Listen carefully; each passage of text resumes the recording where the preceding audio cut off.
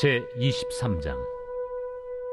무리가 다 일어나 예수를 빌라도에게 끌고 가서 고발하여 이르되, 우리가 이 사람을 보매 우리 백성을 미혹하고 가이사에게 세금 바치는 것을 금하며 자칭 왕 그리스도라 하더이다.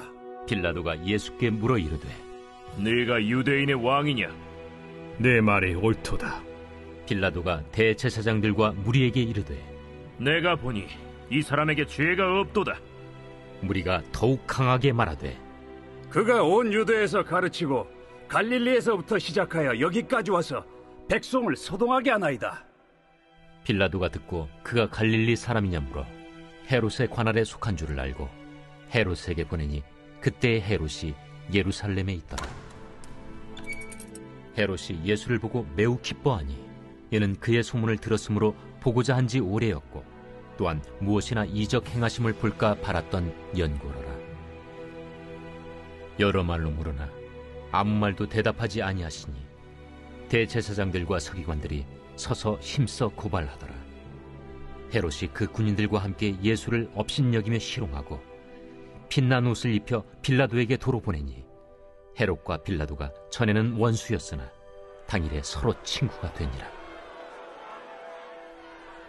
빌라도가 대제사장들과 관리들과 백성을 불러 모으고 이르되, 너희가 이 사람이 백성을 미혹하는 자라 하여 내게 끌고 왔도다.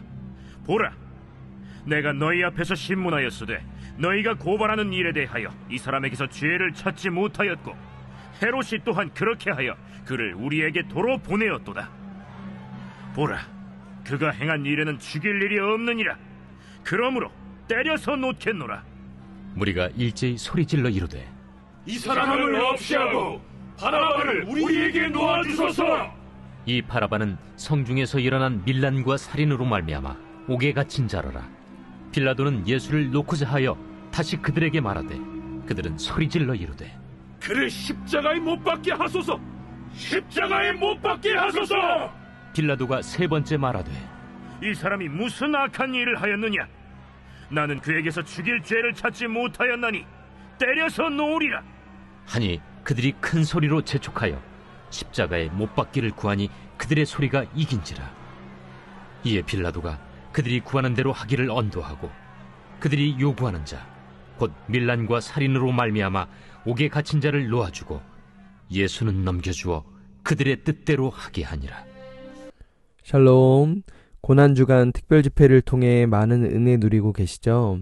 말씀이 우리를 살리는 줄 믿습니다.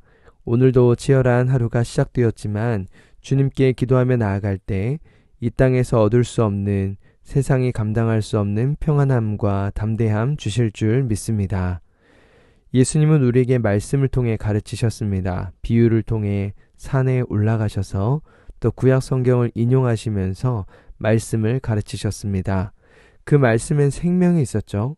죽어가는 영혼들에게 복음의 빛을 발견하게 하였습니다. 모든 것은 말씀의 능력을 통해 우리에게 찾아오신 것입니다. 그런데 오늘 본문에 등장하는 예수님의 모습은 전혀 다릅니다. 무슨 일이 일어나고 있는지 한번 살펴보기를 원하는데요.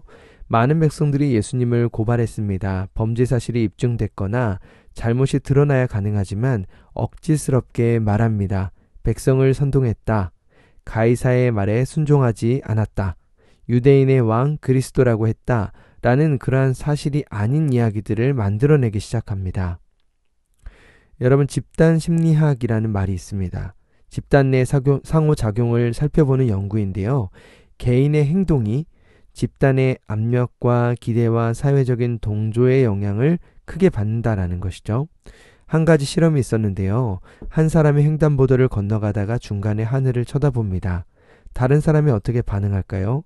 별다른 반응이 없습니다. 그냥 가던 길을 그대로 걸어가죠. 다음에 두 사람이 건너가다가 중간에 하늘을 쳐다봅니다. 그래도 크게 별다른 반응이 없었습니다. 그런데요, 세 사람이 건너가서 보니까 건너가는 그 반응을 보니까 다릅니다. 세 사람이 갑자기 건너가다가 하늘을 보며 가리키자 지나가던 사람들이 반응하기 시작하죠. 가던 길을 멈추고 같은 하늘을 바라보더라는 것입니다. 이것이 집단이 가지고 있는 힘이라는 거예요. 예수님을 반대하는 무리들의 모습도 보면 마치 이와 같은 그런 모습으로 그려집니다. 악을 도모하는 한 사람, 또 한 사람, 또 한 사람이 등장하자 무리들이 그 악에 동참하면서 집단 행동을 하기 시작한 것입니다. 예수님을 재판했던 빌라도와 헤롯은 이 고발당한 내용을 살펴보았어요. 그런데 이 고발당한 내용을 살펴보아도 예수님의 죄가 발견되지 않는 것입니다. 빌라도는 그래서 처음에 재판을 하고 나서 갈릴리 지역에 있었던 예수님을 마침 예루살렘에 머물러 있었던 헤롯에게로 돌려보냅니다. 헤롯도 예수님에 대한 관심을 많이 갖고 있었기 때문에 여러 가지 많은 질문을 했지만 예수님이 별다른 말씀을 안 하시자 흥미를 잃어버리고 죄를 발견하지 못했다라고 하면서 다시 빌라도에게 돌려보냅니다. 예수님은 우리와 똑같은 분이시지만 죄가 없으신 분이심을 분명하게 나타내 보이시죠. 당시에 가장 권위를 갖고 있었던 빌라도는 4번에 걸쳐서 예수는 죄가 없다라고 선언을 하고 계속적인 군중의 요청 앞에 그들을 설득하면서 그래도 아니다, 죄가 없다, 나는 발견하지 못했다라는 말들을 합니다. 그럼에도 군중은 듣지 않는 것이죠. 온 무리는 끝까지 저항하며 소리 지르며 그를 고발합니다. 이게 정말 무서운 것입니다. 베드로가 부인한 이유는 무엇일까? 라고 생각했을 때 이 집단의 힘이 얼마나 무서운지를 공포감을 느꼈을 것입니다. 목숨의 위협을 느낀 것이죠. 가장 강력한 권력이 강한 빌라도도 순응하며 그들의 손을 들어줘 버리니까요. 얼마나 무서웠을지를 상상해 보게 됩니다. 그래서 23절은 이렇게 마무리를 하죠. 그들의 소리가 이겼다. 그들의 소리가 이겼다. 집단의 소리, 군중의 외침, 강력한 힘으로 예수님을 처벌해야 된다, 십자가에 못 박아야 된다 라는 말들이 이겼다라고 표현을 하는 것입니다. 여러분, 만약에 억울하게 고발당했지만 공정한 재판 결과 죄가 없다고 판결을 받았다면 여러분이라면 어떻게 반응하시겠습니까? 저는 생각해 보건대 당당하게 억울함을 풀어내달라고, 이건 나 너무 억울하다고, 아니라고 말을 할 것입니다. 정말 아닙니다, 오해입니다, 다시 생각해 보세요 라고 말할 것 같아요. 그런데 예수님은요, 아무 말씀도 하지 않으신다라는 것입니다. 내가 유대인의 왕이냐? 라는 빌라도의 질문 앞에 내가 말하였다 라고 말할 뿐 어떠한 것에도 반응하지 않습니다. 헤롯의 수많은 질문에게도 동일해요. 아무 말씀도 하지 않으십니다. 어떤 저항도 항변도 호소도 하지 않고 세상 죄를 지고 가는 하나님의 어린 양의 모습으로 나타내 보이고 있다라는 거예요. 죽음 앞에서도 큰 소리 내지 않고 묵묵히 죽음을 받아들이는 양의 모습처럼 그 상황들을 정말 잠잠하게 그 길을 걸어가고 계시는 예수님. 예수님은 어떻게 이러한 십자가의 길을 묵묵하게 걸어가실 수 있었을까요? 예수님은 하나님의 아들이시지만 육체적인 고통과 아픔을 경험할 수밖에 없는 연약한 인간의 모습을 입고 계셨습니다. 그렇기 때문에 예수님의 고통은 굉장히 컸을 거예요. 그럼에도 불구하고 침묵할 수 있었던 힘, 그것이 무엇이냐라는 것입니다. 우리는 이 땅을 살아가면서 억울한 일을 많이 당합니다. 치열한 세상 속에는 이리들이 정말 많아요. 거짓을 만들어내고 여러 정치적으로 오른쪽에 왼쪽에 붙었다가 갈등하는 경우들도 많고, 또 공격으로 또 고발하고, 또 서로가 서로에게 오해를 불러일으키고, 정말 답답한 일들이 많습니다. 아무도 믿어주지 않는구나, 외로움과 우울증이 생겨날 수도 있는 것이죠. 왕따를 당한 경험이 있다면 집단의 힘이 얼마나 무서운지를 알게 되는 것이에요. 많은 연예인들도 만나지는 않았지만 악성 댓글로 인해서 대인기피증에 걸리기도 하는 것이죠. 누군가 나를 이렇게 보면 어떡하지? 두려운 마음이 드는 것입니다. 세상은 끊임없이 이런 일들이 반복될 거예요. 그리고 우리에게도 그런 일들이 언제든 찾아올 수도 있습니다. 그런데 예수님은 이에 대해서 아무런 반응이 없었다라는 거예요. 수많은 소음 속에서 마치 고요함을 누리고 있는 영화의 한 장면과 같습니다. 힘겨운 상황, 억울하고 답답한 일들, 그 와중에 어떻게 예수님은 이렇게 반응할 수 있었을까? 예수님은 그들에게 붙잡히기 전에 했던 한 가지는 다른 어떤 것이 아닙니다. 기도를 통해서 하나님 앞에 나아가셨다라는 거예요. 자신의 솔직한 바램도 이야기하죠. 정말 이 잔을 내게서 돌릴 수만 있다면 이것이 피할 수 있도록 도와주십시오라고 기도도 합니다. 그러나 하나님의 뜻을 확인하고 하나님의 뜻에 순종하기로 결단을 하죠. 상황보다 크신 하나님의 뜻, 그분의 인도하심을 확신할 때만 가능한 것입니다. 포기해버리는 것이 아니라 억지로 참아내시는 것이 아니라 믿음 안에서 초연하게 묵묵히 받아들이는 그 침묵의 힘으로 대중의 소리, 정말 군중의 소리를 압도해 버린 것입니다. 세상은 우리에게 큰 소리를 외치면서 위협합니다. 끝까지 강하게 밀어붙입니다. 그래서 우리를 몰고 가는 것처럼 느껴지죠. 그런데 그때에도 우리에게 끊이지 않을 수 있는 강력한 힘을 주시는 분이 계십니다. 예수님의 모습처럼 동일한 거예요. 끝까지 그들을 저주하지 않으시고 오히려 그들의 죄를 사하여 주소서라고 용서를 하시는 예수님. 우리에게도 그러한 힘이 필요하죠.